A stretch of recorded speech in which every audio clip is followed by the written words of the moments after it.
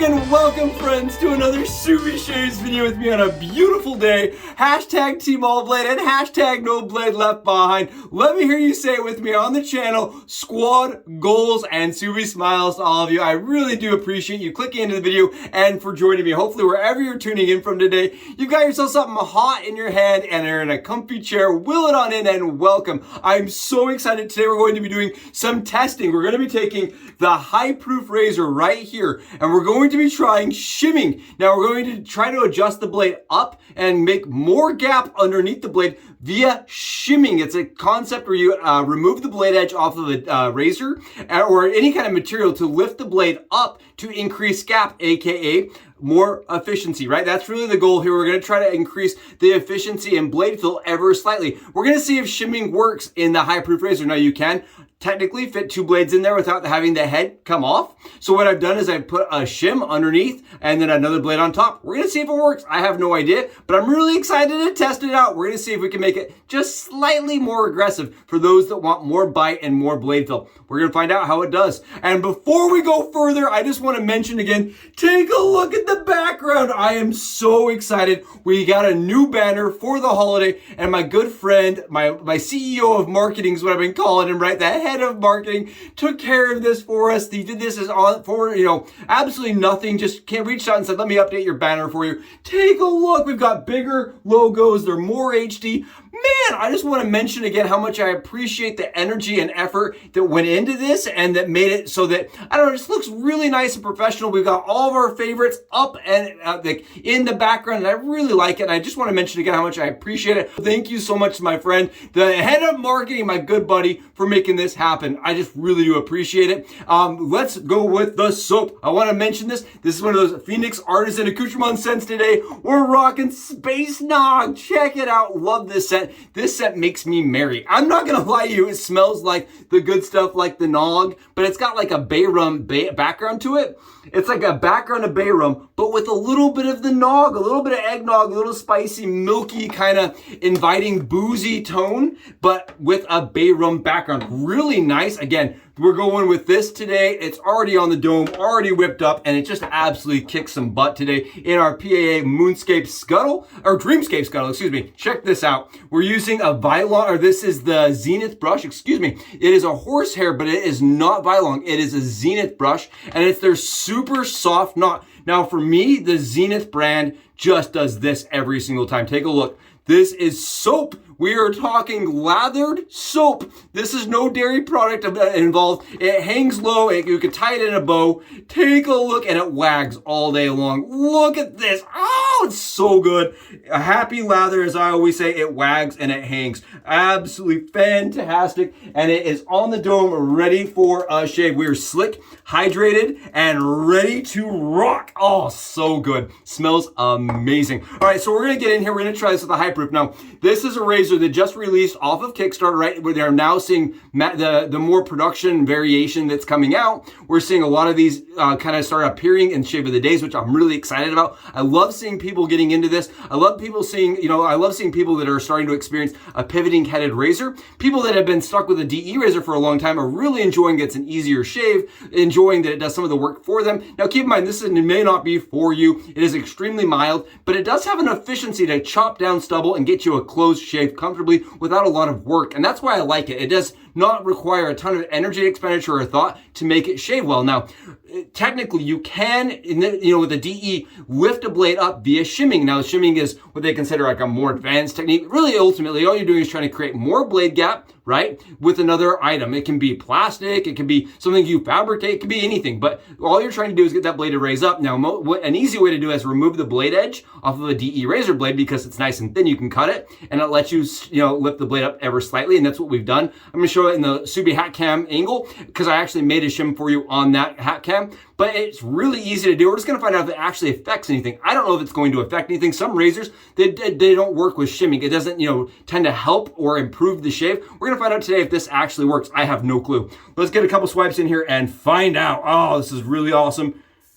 Definitely has more fill. Interesting. Barely more fill. Barely. Huh. It's still a very mild shave, but on the with the grain swipe, I can fill more fill to it. We're on 27 hours right now. So if everybody's curious, 27 hours, this razor is an anodized aluminum razor made out of Montana. It is 20 grams and it is a very light razor designed to work with, you know, kind of slightly, you use pressure to it, but you can just kind of let the razor do the work for you. You put that to the skin. I actually lift the blade up just slightly so not the whole entire face is engaging the surface. I lift it up just ever slightly. I use a very light touch to place the razor, and then I just kind of press down and let it pivot. That's all I do to make it shave. Really comfortably, really easy shaver. Again, this is a razor that has a very specific fill to it, mostly because it's aluminum. Definitely has like an aluminum fill to it. If you're adverse to aluminum, stay away. You're not going to love this. But I think for the people looking for a very easy but efficient shave, they'll like this. Now, with the Shim, doesn't it change things?